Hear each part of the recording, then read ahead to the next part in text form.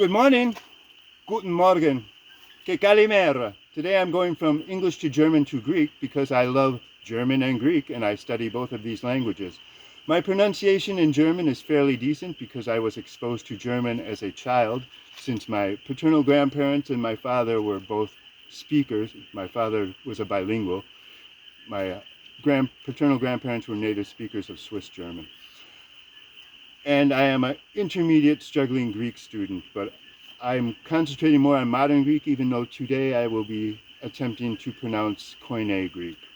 But today I am looking at, to get my feet wet, the best known Bible verse of the whole Bible, which I believe is the New Testament's John 3:16. John 3:16 in the King James Bible, the version that I learned as a child, is rendered as, "For God so loved the world that he gave his only begotten Son, that whosoever believeth in him shall not perish, but have everlasting life."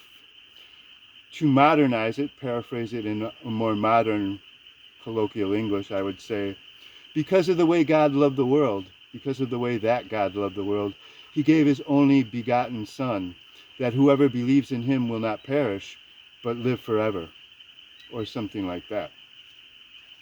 So in German, this is from the Luther Bible, but it's a newer revision because I learned this as a child and it had a lot more words in it back then. But this version isn't so bad. So it goes, also hat Gott die Welt geliebt, dass seinen eingeborenen Sohn gab, auf dass alle, die an ihn glauben, nicht verloren werden, sondern das ewige Leben haben.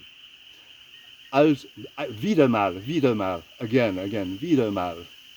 Also hat Gott die Welt geliebt, dass seinen eingeborenen Sohn gab, auf dass alle, die an ihn glauben, nicht verloren werden, sondern das ewige Leben haben. To break it down, we would say, also, even though it looks like also is really because, hat Gott die Welt, had God, the world, loved, geliebt, dass seinen Eingeborenen, that he, his only born Sohn gave, auf das alle, so that all, die an ihn glauben, those in him believe, nicht verloren werden, should not be lost or perish, sondern das ewige Leben haben, but have eternal life.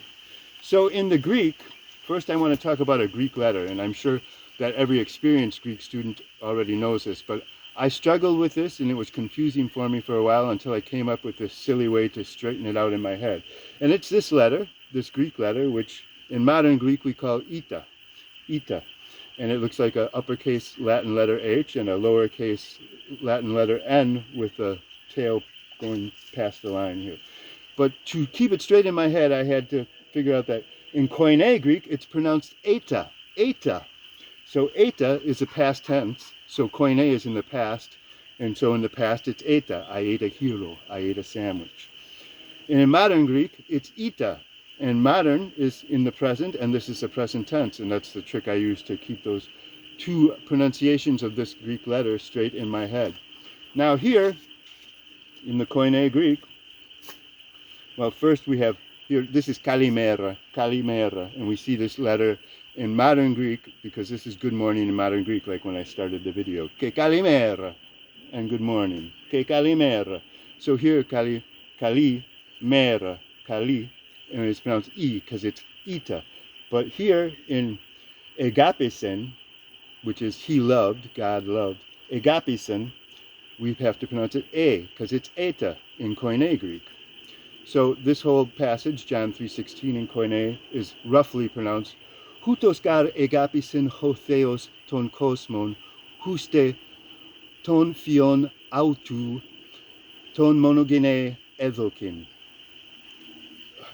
Ina pas hopisteon eis auton me apolletai al eche zoen Ionian. And I have to do it slow and choppy like that because I'm reading it in my head. So, Hutos gare gapisin ho theos ton kosmon, because for he loved the God, the world, huste, because, for that, ton theon, the Son, autu, his. Now, this word is in parentheses here because it appears in the Textus Receptus, but not in the Nestle Allen majority text. So it's optional, really. Ton monogene edokin, the only born he gave. Hina, because pas ho pisteon, all or every the believer, eis auton in him, sorry, I slipped into Spanish there. Me apolitai, not perish.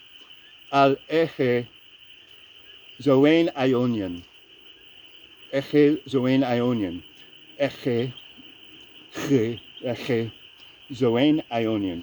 He should have. This is actually the subjunctive, but in English we use the indicative, shall have or will have, because in English the subjunctive always implies some kind of doubt, and in other languages it isn't like that. In Spanish it's que tenga vida eterna, so it's the subjunctive.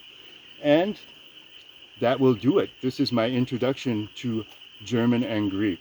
Thank you very much for viewing. I hope you learned a couple of words of German or Biblical Greek. God bless.